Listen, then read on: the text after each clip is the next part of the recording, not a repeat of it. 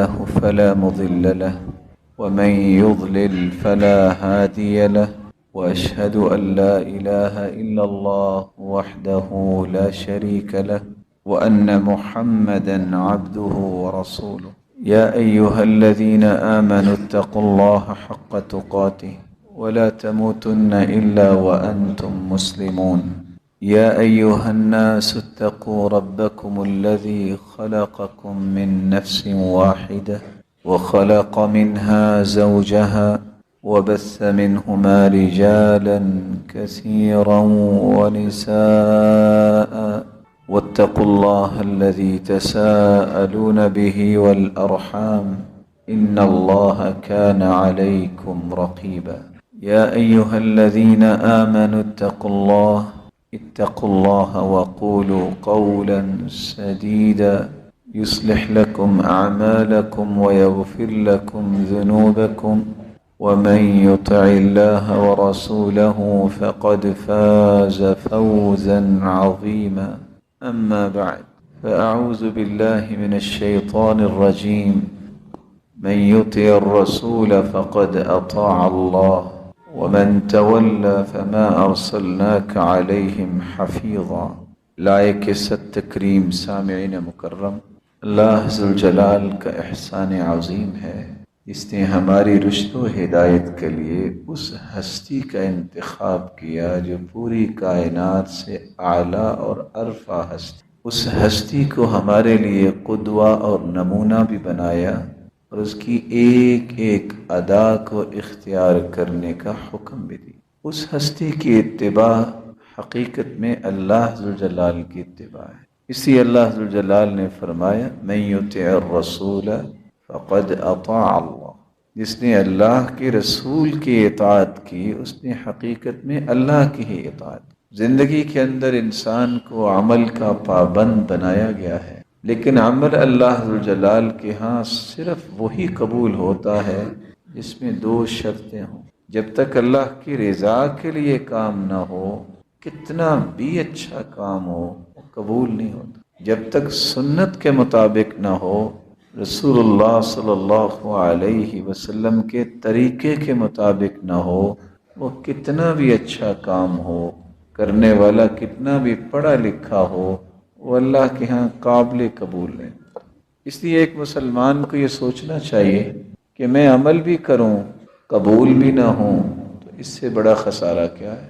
کون سے ایسے بدبخت لوگ ہیں کہ جن کے اعمال کو اللہ قبول نہیں کرتے، وہ عمل بھی کیے جا رہے ہیں۔ عمل تو وہی قبول ہوگا جس کی تفصیل شریعت نے بیان کر دی ہے کہ وہ اللہ کی رضا کے لیے ہو، وہ اللہ کے محبوب کے طریقے اور سلیقے کے مطابق۔ تو وہ لوگ جن کا عمل قبول نہیں ہوتا، مشرک انسان جو ہے اس کا عمل قبول نہیں ہوتا۔ قرآن مجید میں اللہ ذوالجلال کا فرمان ہے ذَلِكَ هُدَى اللَّهِ يَهْدِي بِهِ مَن يَشَاءُ مِنْ عِبَادِهِ وَلَوْ أَشْرَكُوا لَحَبِطَ عَنْهُمْ مَا كَانُوا يَعْمَلُونَ۔ اللہ تعالیٰ نے 18 نبیوں کا تذکرہ کیا۔ نبیوں کا تذکرہ کرنے کے بعد فرمایا اگر یہ انبیاء بھی شرک کرتے تو ان کے بھی سارے اعمال ضائع چلے جائیں، باقی تو کوئی ذات بچی نہیں۔ روئے زمین پہ بسنے والی بنی نوع انسان جو ہے، آدم سے لے کے اور آج تک اور قیامت تک، اس میں سب سے اعلیٰ تو انبیاء ہی ہیں۔ اگر اتنے انبیاء کے بعد اللہ تعالیٰ نے یہ بات کہہ دی ہے کہ اگر یہ انبیاء بھی شرک کرتے تو ان کے اعمال بھی حبط عنہم ضائع چلے، تو میں اور آپ کیا حیثیت رکھتے ہیں اللہ کے ہاں؟ اسی زندگی میں شرک کے قریب نہ جائیں، اللہ کی ذات جیسی کسی کی ذات نہ سمجھ، اللہ کی صفات جیسی کسی کی صفات نہ سمجھ۔ یہ اولاد دینا، یہ بگڑی بنانا، کسی کی فریاد سننا، کسی کو خزانے دینا اور طرح طرح کی جو امیدیں انسان مخلوق سے لگا لیتا ہے، یہ صرف اللہ سے لگانی چاہیے۔ اگر اس میں سے کسی بات کو اختیار کر لیا، جو چاہے اعمال کر لیں، قبول نہیں ہو۔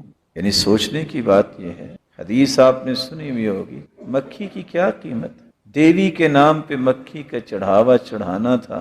سفر پہ نکلے شکار پہ دو لوگ، ایک نے کہا میں تو یہ کام نہیں کروں گا، مکھی بھی تو اللہ کی مخلوق ہے نا، میں کسی اور کے نام پہ تو چڑھاوا نہیں چڑھا سکتا، اس کو قتل کر دیا گیا، وہ جنت میں چلا گیا۔ اور ایک نے کہا مکھی ہے نا، چڑھاوا چڑھایا، وہ جہنم میں چلا گیا۔ کوئی ہے دکان یہاں وطن عزیز میں جہاں مکھیاں بکتی ہیں؟ کوئی نہیں۔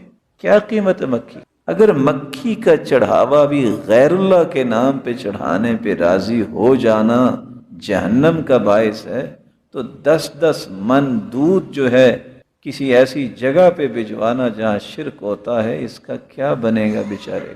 کاش وہ کسی فقیر کو دے دیتا، کسی مسکین کا خیال کرتا، کسی کمزور کا خیال کرتا، اس کے درجات کو اللہ بلند کر، اس کے لیے جنت کا اس کو وارث بنا دیتے۔ مشرک کا کوئی عمل قبول نہیں ہوتا، اور اللہ تعالیٰ معاف فرمائے اگر تو زندگی میں توبہ ہو جائے، بڑی اللہ کی رحمت۔ اگر وہ دنیا میں توبہ نہ کی تو قیامت کو تو کوئی فدیہ اس کا قبول ہی نہیں ہوگا، شرک تو اللہ نے معاف ہی نہیں کرنا۔ ان اللہ لا یغفر ان یشرک بہ ویغفر ما دون ذلک لمن یشاء۔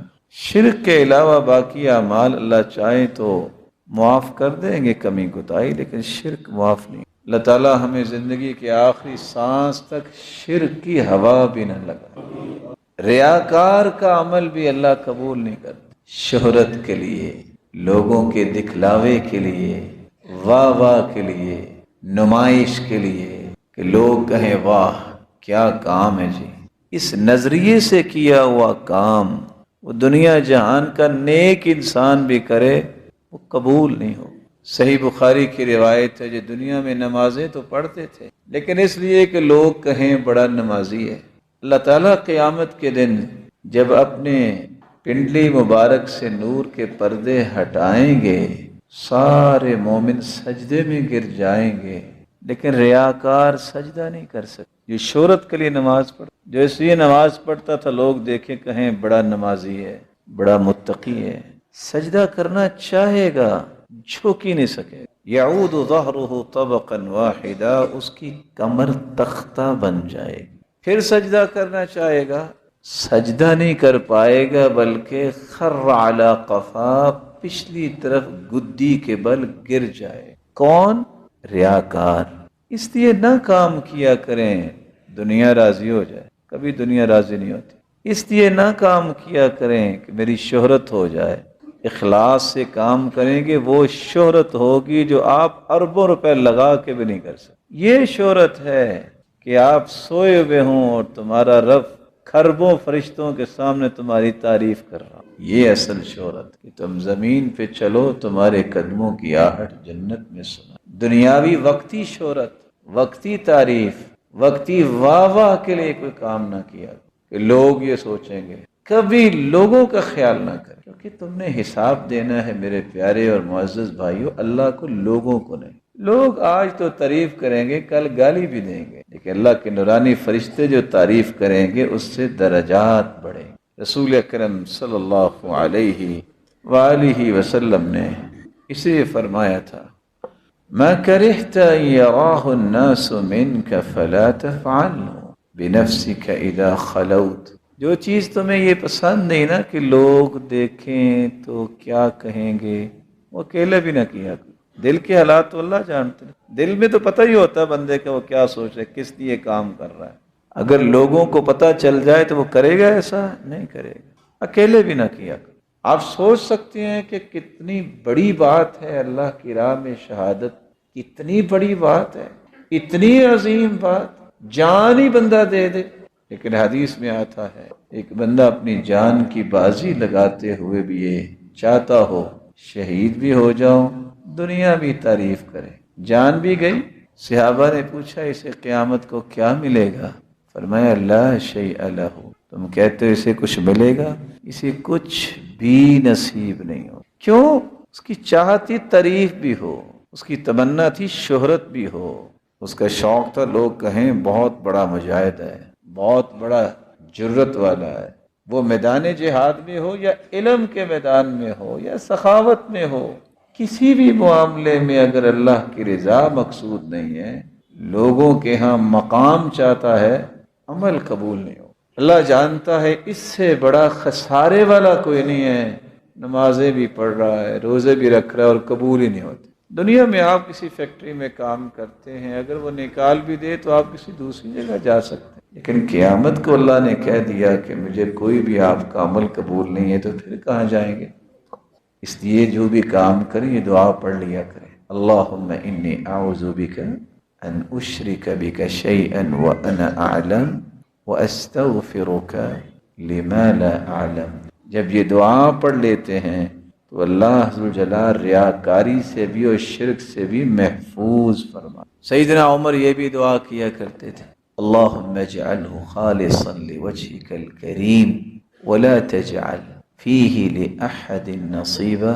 اللہ یہ عمل اپنے لیے ہی خالص رکھنا، کسی کا حصہ نہ اس میں ڈال۔ اللہم اجعل عملی کلہ خالصا واجعلہ لوجہک خالصا۔ اللہ میرے سارے عمل ٹھیک کر دے اور اپنے لیے خاص کر لے۔ تیسرا وہ بد نصیب جس کا عمل قبول نہیں ہوتا، وہ شخص ہے جو اللہ کے رسول کے طریقے کے مطابق کام نہیں، اللہ کے رسول کے طریقے کے مطابق جو کام نہیں کرتا۔ ویسے آپ سے مشورہ ہی ہے کہ جس محبوب جیسا اللہ نے بنایا ہی کوئی نہیں، اگر اس کی ادائیں کسی کو پسند نہیں ہے تو بندہ اللہ کو پسند آئے گا؟ اس جیسی ذات بنائی کوئی نہیں اللہ، اس جیسی صفات اللہ نے کسی کو عطائی نہیں۔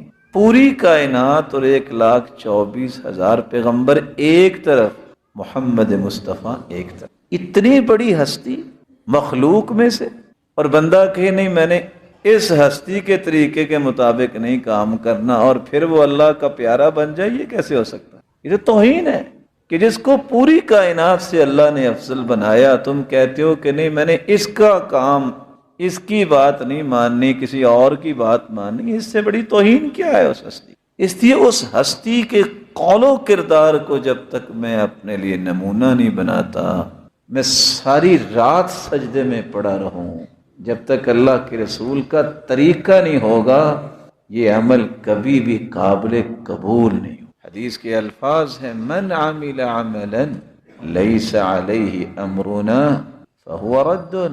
دنیا کے اندر کوئی بھی انسان ہے، اس نے کوئی بھی بڑے سے بڑا نیکی کا کام کیا ہے، اگر وہ اللہ کے رسول کے طریقے کے مطابق نہیں ہے تو وہ قابل قبول نہیں، مردود۔ حدیث میں آتا ہے جو نماز پڑھنے والے نا، یہ ہاتھ ان کے قیامت کے دن چمک رہے ہوں گے، چہرہ چمک رہا ہوگا، پاؤں چمک رہے ہوں گے، نشانی ہوگی یہ نمازی ہیں۔ صحیح بخاری اور صحیح مسلم کی روایتیں ہیں، قیامت کو جب حوض کوثر پہ اللہ کے رسول سب سے پہلے آئیں گے تو کچھ قومیں آئیں گی، اللہ کے رسول بھی پہچانیں گے، وہ بھی پہچانیں گے۔ اللہ کے رسول کیسے پہچانیں گے؟ ان امتی یأتون یوم القیامہ غرا محجلین من آثار الوضوء۔ فرمایا میری امت کے لوگ جو نمازی ہیں، ان کے ہاتھ، پاؤں اور چہرہ 5 کلیان گھوڑے کی طرح چمک رہا ہو۔ وہاں آئیں گے لیکن فوراً ان کے سامنے رکاوٹ کھڑی کر دی جائے گی، فَيُحَالُ بَيْنِي وَبَيْنَ۔ اللہ کے رسول فرمائیں گے، یا ربی اصحابی اصحابی اصیحابی اصیحابی کما فی روایت اخری۔ یہ تو میرے ساتھ ہی لگتے ہیں، چہرے چمک رہے ہیں۔ آواز آئے گی، انک لا تدری ما احدثوا بعدک۔ میرے محبوب آپ کو پتہ ہی نہیں ہے انہوں نے کون کون سے طریقے نکال لیے تھے آپ کے بعد۔ انک لا تدری ما عاملوا بعدک، آپ کے جانے کے بعد آپ کے علم میں نہیں کہ انہوں نے عمل کون کون سے کیے۔ اس وقت سید المرسلین فرمائیں گے، سحقا سحقا لمن غیر بعدی لمن بدل بعدی۔ 2 روایت۔ اگر ایسی بات ہے انہوں نے میرے طریقے کے مطابق عمل نہیں کیے، نئے نئے کام گھڑ لیے ہیں، ان کو میری آنکھوں سے دور کر دو۔ جنہوں نے تبدیلی کر دی، تغیر کر دی، ان کو میری آنکھوں سے دور کر دو۔ سوچنے کی بات ہے، جس کو اللہ کے رسول نے دھتکار دیا اس کا والی وارث کون ہے؟ اس ہستی کی سفارش کے بغیر تو کوئی جنت نہیں جا سکتی۔ اس ہستی کی شفاعت ہوگی تو جنتی اعلیٰ مقام پہ جا سکے گا، بلکہ حساب ہی شروع نہیں ہونا جب تک وہ ہستی سفارش نہیں کرے گا۔ اس ہستی نے اگر کہہ دیا کہ ان کو میری آنکھوں سے دور کر دو، دھتکار دیا، یہ بیچارہ کہاں جائے گا؟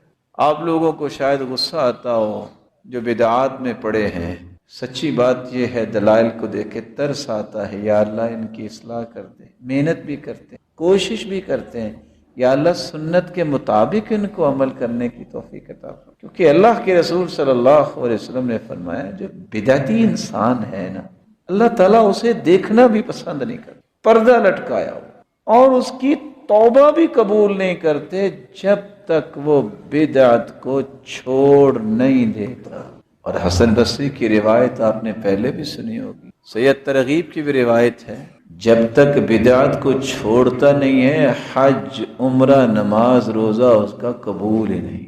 کوئی اور چیز رہے گی اگر نماز روزہ اور حج عمرہ ہی قبول نہیں ہے تو باقی کون سا؟ اس لیے ہر وقت اس بات کی کوشش کیا کریں میں جو عمل کر رہا ہوں یہ سنت کے مطابق ہے، اگر سنت کے مطابق ہے تو آپ جیسا کوئی کامیاب بندہ نہیں۔ امام احمد بن حنبل کشتی میں بیٹھے ہیں اور ایک ہی دعا کر رہے ہیں، اللہم احینی علی الاسلام والسنہ، یا اللہ اسلام پہ رکھنا اور سنت پہ رکھنا۔ ایک بندہ بڑا ہی رو رہا تھا، پوچھا کیا ہوا؟ کہتے میرا نا ایک دوست فوت ہو گیا۔ کہتے اتنی بات بتاؤ، حل ہوا کان علی السنہ، کیا وہ سنت کے مطابق زندگی گزارتا تھا، یعنی اللہ کی رسول کے طریقے کے مطابق؟ کہا جی ہاں۔ کہتے پھر غم نہ کرو، ستلقاہ، ان قریب تم جنت میں اکٹھے ہو۔ اللہ تعالیٰ ہمیں سنت کا پابند بنائے۔ رسول اکرم صلی اللہ علیہ وآلہ وسلم کی سنت، اس کو چھوڑنا، نیا کام نکالنا، منمانی کرنی، کسی بڑے کی بات کہ میرے بڑے نے یہ کہا ہے، میرا بڑا یہ کرتا ہے، مسلمان کا بڑا محمد رسول اللہ ہے، اسے بڑا کوئی نہیں ہے، اللہ نے مخلوق میں اس سے بڑا کوئی نہیں بھیجا اور نہ قیامت تک آئے گا۔ ثقہ تامہ، یہ اپنے دل میں گرہ باندھ لے، جب سے کائنات بنی ہے مخلوق میں سے اللہ نے اس سے بڑا کوئی انسان نہیں، اس لیے اس کو بڑا مانو۔ اس کی بات جب آ جائے تو پھر کسی کی بات پہ دیکھنا بھی اپنی آنکھوں کی توہین سمجھا کر۔ ہمارا ایمان اور عقیدہ ہے کہ اس امت میں نبی کے بعد جو افضل ہے وہ سیدنا ابو بکر ہے، کیونکہ 8 دروازے ان کے لیے کھولے جائیں گے۔ اللہ کے رسول نے فرمایا میں نے ہر ایک کے احسانات کا بدلہ چکا دیا، لیکن ابو بکر کے احسانات کا بدلہ میرا رب دے گا۔ ایک بندے نے سیدنا ابو بکر کی بات اللہ کے رسول کے مقابلے میں پیش کی، حدیث سنائی گئی، کہتے ہیں ابو بکر تو یہ فرماتے ہیں، تو سیدنا عبداللہ بن عباس کہتے ہیں خشیت ان تنزل علیکم حجارۃ من السماء، تم نبی کے مقابلے میں ابو بکر کی بات پیش کر رہے، مجھے تو خوف آ رہا ہے کہیں تم پہ پتھروں کی بارش نہ ہو جائے۔ اگر ابو بکر کی بات بھی پیش نہیں کی جا سکتی تو دیانتداری سے بتائیے اس جیسی ہستی بھی دنیا میں کوئی اور ہے؟ اللہ تعالی ہمیں بدعت سے محفوظ فرمائے۔ امام جرجانی کہتے ہیں البدعہ ہی الفعلۃ المخالفہ للسنہ، بدعت ایسے فعل کو کہتے ہیں جو سنت کے مخالف ہو۔ امام ابن تیمیہ رحمۃ اللہ علیہ فرماتے ہیں البدعۃ فی الدین ما لم یشرعہ اللہ ورسولہ، جس کو اللہ اور اس کے رسول نے شریعت نہیں کہا اس کو شریعت ماننا یہ بدعت ہے۔ وَهُوَ مَا لَمْ يَأْمُرْ بِهِ امر ایجاب ولا استحباب، جس کا حکم اللہ اور اس کے رسول نے نہیں دیا اس کو کہنا کہ یہ بھی دین کا حصہ ہے، یہ بدعت ہے۔ بعض لوگ نا آپ کو دھوکہ دینا چاہیں گے، وہ پتہ کیا کہیں گے، یہ بدعت کی رٹ لگائی رکھتے ہیں، آپ بھی تو نہیں تھے نا اللہ کے رسول کے زمانے میں، تو آپ بھی بدعت ہوئے۔ یہ چکمہ دینے کے طریقے ہیں۔ تو چلو اگر آپ اس تعریف پہ ہی آتے ہیں کہ فلاں نہیں تھا تو یہ بدعت ہے، تو آپ بھی نہیں تھے، بدعت تو آپ بھی ہوئے۔ پھر بات یہ نہیں ہے، جس چیز کو دین سمجھ کے اختیار کیا جائے اور اس بات کا تذکرہ قرآن میں نہیں ہے، حدیث میں نہیں ہے، وہ بدعت ہے۔ اس وقت اگر آپ کی تعریف کو مان لیا جائے کہ اللہ کے رسول کے زمانے میں نہیں تھا تو بدعت ہے، تو پھر تو تابعین بھی، تبع تابعین بھی سارے بدعت ہو گئے۔ لوگوں کو دھوکہ دینا چھوڑ دیں، اللہ سے ڈر جائیں، کوشش کریں کہ ہم تو اپنے گناہ نہیں اٹھا سکتے، لوگوں کے بھی گناہ نہ کہیں ہمارے سر پہ آ جائے۔ وَلَيَحْمِلُنَّ أَثْقَالَهُمْ وَأَثْقَالًا مَعَ أَثْقَالِهِمْ، اللہ کی قسم اس سے بڑا کوئی بھی ایسا انسان خسارے والا نہیں ہے جو اکیلا اپنے گناہ نہیں لوگوں کی بھی گٹھریاں اٹھا رہا ہے۔ اور بھلے مانس اپنا حساب کو دے دے تو بڑی کامیابی ہے، لوگوں کے گناہ تو اپنے ذمے نہ لو۔ لوگوں کو چکمے اور دھوکے دے کے ان کو گنہگار بنانا یہ کس قدر جرم ہے۔ نبینا دنیا کے راستے میں چل رہا ہو، کوئی غلط راستہ بتا دے، حدیث کہتی ہے لعن اللہ من کمہ اعمى عن الطریق، دنیا کا راستہ جو کسی نبینے کو غلط بتا دے اس پہ اللہ کی پھٹکار ہے، دھتکار ہے، لعنت ہے۔ تو جو دنیا کو جنت کا راستہ غلط بتا دے اس پہ کیا ہوگا؟ یہ راستہ تو کوئی اور بتا دے گا نا، یہ زیادہ سے زیادہ وہ کھڈے میں گر جائے گا نا۔ جس نے جنت کا راستہ غلط بتا دیا لوگوں کو، کتنی بڑی ذمہ داری ہے کہ جنت کا راستہ الٹ بتایا۔ راستہ جنت کا ہے قرآن، اللہ کے رسول کا فرمان، جس میں شک کی گنجائش ہے۔ اس کو راستہ یہ دے دینا کہ میری بات مانو، میں کون ہوں، میری حیثیت کیا ہے، میں 2 لفظ پڑھنے والا، میری کیا شان ہے۔ کھربوں ایسے ہوں اللہ کے رسول کے ایک فرمان پہ قربان کی جا سکے۔ جب تک یہ ذہن نہیں بنتا کہ پوری کائنات کے پڑھے لکھے اکٹھے ہو جائیں، ان کی دانش کو جمع کر لیا جائے، محمد مصطفیٰ کے ایک فرمان کا مقابلہ نہیں کر سکتے، اس وقت تک ایمان ہی درست نہیں ہوتا۔ اس لیے بدعات سے بچیے۔ یہ رجب کے کنڈے ہیں، یہ رجب میں اتنے روزے رکھیں، یہ اتنی رکعتیں پڑھیں، یہ ملے گا اور یہ ملے گا۔ اللہ سے ڈر جائیے، اللہ کے رسول سے تو کوئی ایسی چیز ثابت نہیں۔ ہو کیسے سکتا ہے کہ اللہ کے رسول سے یہ بات ثابت اور صحابہ نے نہ کی ہو؟ جانتے ہیں صحابی کون ہوتا ہے؟ جو ایک ایک سنت پہ جان نشاور کر دیتے تھے۔ دنیا کے اندر علم پھیل چکا ہے، مکتبات موجود ہیں، دنیا کی کسی کتاب میں کسی حدیث میں ایسا لکھا ہے کہ اللہ کے رسول نے یہ کیا ہو، اللہ کے رسول کے کسی صحابی نے ایسا کیا ہو؟ آپ روزہ رکھیں گے تو اتنے رمضانوں سے بھی زیادہ فائدہ ہوگا۔ کیسی عجیب بات ہے، کبھی انسان کو اپنی عقل سے بھی سوچنا چاہیے۔ بھی سارے سال سے تو افضل روزے بنائے رمضان کے، اور ایک بات اچانک سامنے آ جائے کہ رمضان سے بھی کوئی افضل ہے، کوئی مانے گا عقل مند؟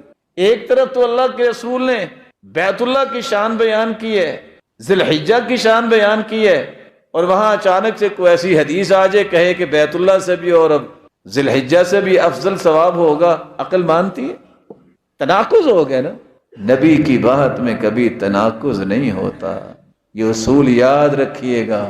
اللہ کے رسول کی بات آپس میں کبھی ٹکرائی نہیں ہے۔ 1400 سال گزر گئے، یہ ہمیشہ دنیا کو برباد کرنے والے نئی نئی چیزیں پیش کرتے ہیں جس کا حدیث میں کوئی تذکرہ نہیں، جس کے بارے میں رسول اللہ صلی اللہ علیہ وسلم نے کوئی رہنمائی نہیں فرمائی۔ اور میری بات کو یاد رکھیے گا، آپ میرے لیے بہت عزت والے ہیں، اللہ آپ کی عزتوں میں اور برکت فرمائے۔ دنیا کے کونے سے لے کے دوسرے کونے تک چکر لگائیں، جتنے فتنے آپ کو ملیں گے اس کے 2 سبب ہیں۔ کائنات کے اندر جتنے فتنے ہیں اس کے 2 سبب۔ پہلا سبب، فتنہ اس وقت پیدا ہوتا ہے جب میں اور آپ کسی ایسی بات کے پیچھے چل پڑتے ہیں جو قرآن و حدیث سے ثابت نہیں۔ کوئی دنیا کا فتنہ اٹھا کے لائیں، میں اس کی وضاحت آپ کے سامنے پیش کر دیتا ہوں۔ آپ کے فتنہ بنتا ہی اس وقت ہے جب اللہ اور اس کے رسول کی بات کو پسے پش ڈال کر کوئی نیا ایشو کھڑا کیا جاتا ہے۔ قرآن و حدیث کو اختیار کرنے سے کبھی فتنہ نہیں پیدا۔ جو چیز ثابت نہیں اس کو دین لوگ سمجھ بیٹھے۔ اور دوسرا سبب، جب اسلام کی شمولیت سے لوگوں نے انکار کر دیا۔ کیا مطلب شمولیت کا؟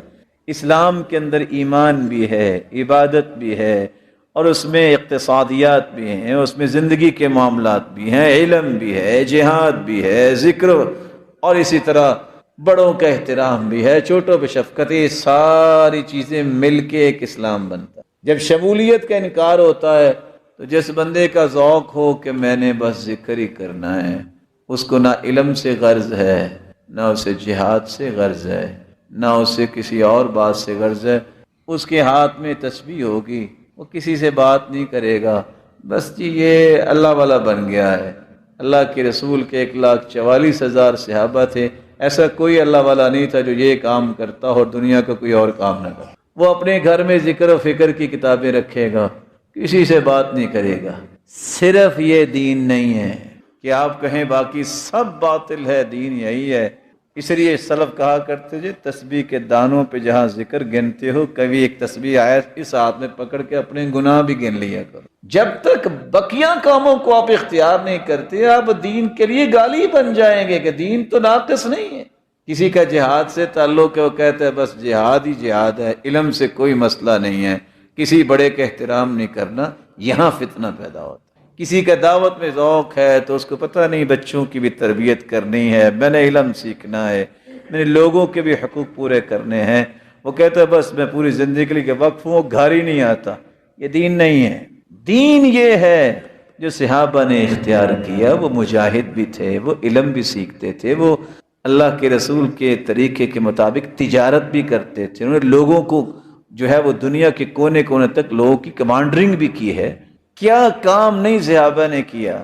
آپ کسی ایک جزی کو پورا اسلام جب کہیں گے تو باقی چیزیں ختم ہو جائیں گی، یہ اسلام کی تعریف سامنے نہیں آئے گی، وہاں فتنے کھڑے ہوں۔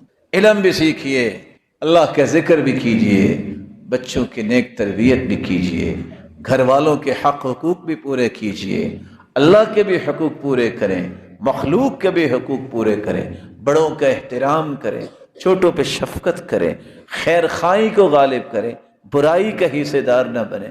جب تک یہ ساری چیزیں نہیں ہوں گی اسلام تو مکمل نہیں ہوگا۔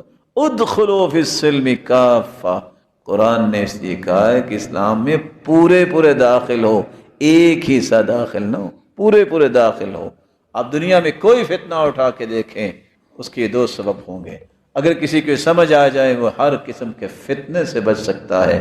اللہ تعالی ہم سب کی حفاظت فرمائے۔ وآخر دعوانا الحمدللہ علی احسانہ والشکر لہ علی توفیقہ وامتنانہ، اما بعد۔ بدعت جب عام ہوتی ہے تو سنت ختم ہو جاتی ہے، جب سنت پہ عمل ہوتا ہے تو بدعت ختم ہوتی ہے۔ حدیث کہتی ہے قیامت کے نزدیک تین چیزیں بڑی مہنگی ہو جائیں گی۔ پہلی چیز سنت یعمل بہا، سنت آہستہ آہستہ مہنگی ہو جائے گی، ختم ہو جائے گی، بہت تھوڑے لوگ سنت کے مطابق زندگی گزاریں۔ وَأَخٌ لِيُسْتَأْنَسُ بِهِ، ایسے لوگ ختم ہو جائیں گے جس کے پاس بیٹھ کے ایمان تازہ کر لیں۔ وَدِرْهَمٌ حَلَالٌ، حلال لقمہ بہت مہنگا ہو جائے گا، لوگوں میں پرواہ ختم ہو جائے گی کہ حلال و حرام میں تمیز کرے۔ یہ تین چیزیں بہت مہنگی ہو جائیں گی، اور آج وہی حال ہو گیا۔ بدعات طرح طرح کی موجود ہیں، سنت پہ عمل کرنے والا بہت تھوڑا انسان رہے۔ سبب کیا ہے؟ شیطان نے ایسا چکمہ دیا، ایسا ورغلایا، گناہ کو اتنا خوبصورت بنایا۔ افمن زین لہ سوء عملہ فرآہ حسنا، گناہ کو نیکی سمجھنے لگ گئے لوگ، اور یہ سمجھنے سے قاصر رہے کہ نیکی تو وہ ہے جس کا اللہ نے حکم دیا، جس کا اس کے رسول نے حکم دیا ہے۔ اگر وہ قرآن و حدیث میں بات نہیں ہے تو وہ نیکی نہیں ہو سکتی، کیونکہ قرآن پہ اللہ کا پیرا ہے اور محمد مصطفیٰ کی زبان پہ بھی اللہ کا پیرا ہے، اس میں غلطی کی گنجائش ہی نہیں ہے۔ باقی ہر انسان کی بات میں غلطی کی گنجائش ہے، اس لیے اللہ اور اس کے رسول کی بات آ جانے کے بعد کسی کی بات پہ توجہ کرنے کی ضرورت ہی نہیں ہے۔ اور یاد رکھیے گا کچھ نشانیاں میں بیان کر دوں، بدعتی اور سنت کے مطابق کام کرنے والے کا فرق کیا ہے۔ امام احمد بن سنان کہتے ہیں لیس فی الدنیا مبتدع الا وهو یبغض اہل الحدیث، دنیا کے اندر جتنے بدعتی ہیں یہ حدیث کی بات کرنے والوں سے بغض رکھتے۔ آپ چیک کر کے دیکھیں، کوئی حدیث پیش کیجئے بخاری کی، مسلم کی، اگر تو وہ خوشی سے مان لے تو سمجھ لینا نیکی ہے، اگر وہ آگے سے چمک کھائے سمجھ لینا یہ بدعتی کے نشان ہو۔ اللہ کے رسول کا فرمان اور دل میں محبت نہ آئے۔ ثابت البنانی اپنے استاد انس بن مالک کو کہتے ہیں ذرا آنکھیں قریب کرنا، میں ان کو ہی بوسہ دے دو جن آنکھوں نے اللہ کے رسول کو دیکھا ہے۔ یہ محبت ہی صحابہ۔ فَإِذَا ابْتَدَعَ الرَّجُلُ نُزِعَ حَلَاوَةُ الْحَدِيثِ مِنْ قَلْبِهِ، جب انسان بدعتی بنتا ہے تو اس کے دل سے حدیث کی محبت کھینچ لی جائے۔ حدیث کی محبت، حدیث کس کو کہتے ہیں؟ اللہ کے رسول کی بات کو، اللہ کے رسول کی ادا کو۔ جب تک اس چیز کی محبت دل میں رہے یہ صحیح راستے پہ ہے۔ جب نفرت ہو جائے حدیث سے تو سمجھ لو یہ اس دائرے سے اپنے آپ کو نکال چکا ہے جو رحمت و برکت کا دائرہ ہے، محمد مصطفیٰ کی سنت کا دائرہ۔ رسول اللہ صلی اللہ علیہ وآلہ وسلم نے یہ بھی فرمایا تھا، لوگوں ان خیر الہدی ہدی محمد صلی اللہ علیہ وسلم، اللہ کے رسول صلی اللہ علیہ وسلم نے یہ بات سمجھا دی تھی کہ دنیا کے اندر سب سے بہترین طریقہ جو اللہ نے عطا کیا ہے وہ محمد مصطفیٰ کو عطا۔ اس کے طریقے کے مقابلے میں کسی کا طریقہ پیش نہیں کیا جا سکتا۔ اور سچ کہا کرتے تھے سفیان ثوری، اور آج ذرا چیک کیجئے گا، البدعۃ احب الی ابلیس من المعصیہ۔ سفیان ثوری کہتے تھے کہ گناہ سے زیادہ شیطان کو بدعت پسند۔ کیوں؟ ایسا کیوں ہے؟ سبب یہ ہے لأن المعصیہ یتاب منها والبدعۃ لا یتاب منها۔ گناہ جس کو ہم کہتے ہیں اس سے تو توبہ کر لیتے نا لوگ کہ گناہ ہے جی، تو بدعت کو تو نیکی سمجھ کے کر رہے ہوتے، توبہ کیسے کریں گے؟ گناہ سے توبہ کر لیتا ہے بندہ، بدعت اصل میں وہ نیکی سمجھ کے کر رہا ہوتا۔ رسول اکرم صلی اللہ علیہ وآلہ وسلم نے اس لیے صحابہ کرام کو یہ باتیں سمجھائی تھی کہ اصل معیار یہ ہے کہ میں نے جو کام کیا ہے اس کے مطابق تمہیں کام کرنا ہوگا۔ رسول اکرم صلی اللہ علیہ وآلہ وسلم کی زوجہ مطہرہ اس لیے بیان کرتی ہیں، صحیح بخاری مسلم کی روایت، من احدث فی امرنا ھذا ما لیس منہ فہو رد۔ جس نے کوئی نئی بات گھڑ لی جو ہمارے پاس نہیں ہے، نہ قرآن میں نہ حدیث میں ہے، اس کا عمل مردود۔ بلکہ آپ صلی اللہ علیہ وسلم کا فرمان صحیح بخاری میں ہے، فرمایا من آوى محدثا من احدث فیہا حدثا، جو مدینہ کے اندر کسی بدعت کا ایجاد کرتا ہے یا کسی بدعتی کو جگہ دیتا ہے، فعلیہ لعنت اللہ والملائکہ والناس اجمعین، اس پہ اللہ کی، فرشتوں کی، پوری کائنات کی لعنت۔ لا يقبل منہ صرف ولا عدل، نہ اس کی کوئی فرضی عبادت قبول ہے نہ اس کی کوئی نفلی عبادت۔ اسے ایوب السختیانی کہا کرتے تھے، ما ازداد صاحب بدعہ اجتہادا الا ازداد من اللہ بعدا۔ بدعتی جتنی کوشش کرتا ہے اتنا اللہ سے دور ہی جاتا ہے، کیونکہ اللہ کے رسول کے طریقے سے ہی بندہ اللہ کے قریب ہو سکتا ہے نا۔ اگر اس طریقے کو چھوڑے گا، جتنا چھوڑے گا اتنا ہی وہ اللہ اس کی رحمت سے دور ہو جائے گا۔ رسول اکرم صلی اللہ علیہ وآلہ وسلم نے جو تربیت دی، سلف کہا کرتے تھے، فضیل ابن عیاض کی بات ہے، من علامت البلاء ان یکون الرجل صاحب بدعہ۔ کسی بندے کو مصیبت والا دیکھنا ہے کہ مصیبت میں مبتلا ہو گیا تو بدعتی کو دیکھ لو، اس سے بڑی مصیبت کیا؟ سر درد ٹھیک ہو سکتی ہے، بخار ٹھیک ہو سکتا ہے، کوئی بلا آ جائے ٹل جائے گی۔ تو جس کو انسان خوشی سے سینے سے لگائے بیٹھا بدعت کو نیکی سمجھ کے، وہ دور کیسے ہوگی؟ جب تک توبہ نہیں کرے گا، اس کو چھوڑے گا نہیں، یہ مصیبت اس سے دور نہیں ہوگی۔ سیدنا انس رضی اللہ تعالی عنہ اس کی روایت ہے صحیح ترغیب کی، ان اللہ حجب التوبہ عن کل صاحب بدعہ حتی یدع بدعتہ۔ اللہ بدعتی انسان جب تک بدعت کو چھوڑتا نہیں، اس کی توبہ